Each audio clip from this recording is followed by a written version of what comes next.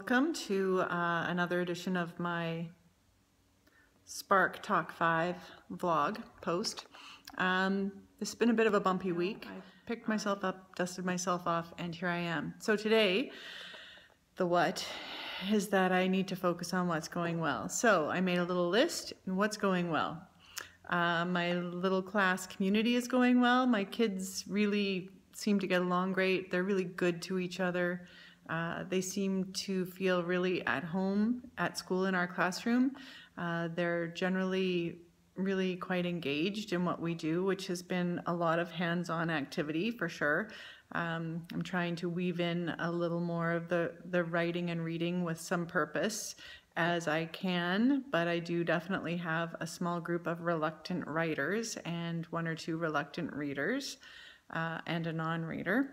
The blending of the grades in this multi-age group of kids, just to review, I have kids who are 7 to now 13. I have a 13-year-old now as well, so 7 to 13.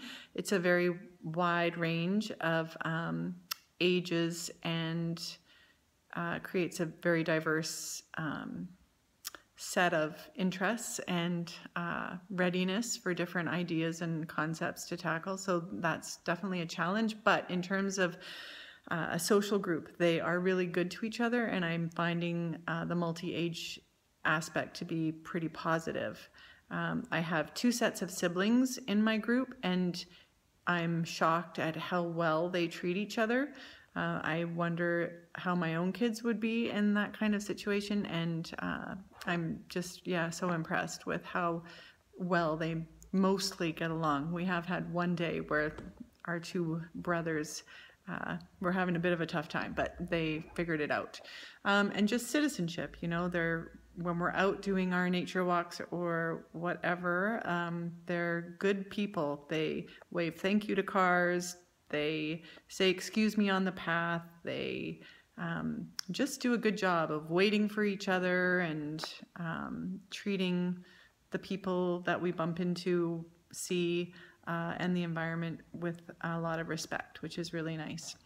Their appreciation of nature and art is apparent, so that's another positive. The challenges in this situation aren't really to do with the kids. It's more to do with my own logistics and planning still. I continue to feel really overwhelmed. And I think that's why there were tears this morning. You know, other logistics of our situation being a new program, we have limited resources still. I have no whiteboard, for example, but that's coming. That should be here on Monday, so I'm excited about that. We're relying a lot on the internet, which is both a positive and a negative. The negative is that my kids have no student accounts, so I'm always having to log in using my own account.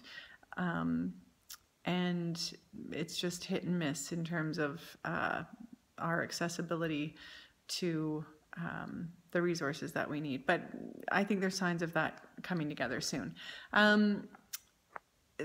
In terms of the logistics and planning piece, that continues to be my greatest challenge and source of overwhelm. Last week I talked about learning plans. This is still something I'm trying to put together and make fit to my learners who are of different ages and different needs. And the best advice I got today as I talked to somebody through my tears was what I always tell kids when they're overwhelmed: chunk it up. Choose one thing to focus on. Stop thinking about everything. You know, cover everything else up and try to move forward as best you can. So that's my challenge and my solution.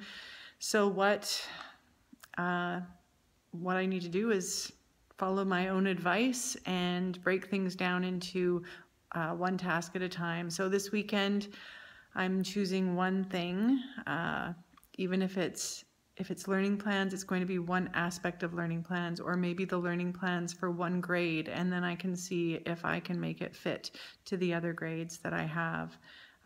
Continuing to appreciate people's support as I continue to pursue personalized learning in this classroom, which really demands it, And thank you so much for any help, suggestions, comments, questions, criticisms that you can offer that might help propel me forward.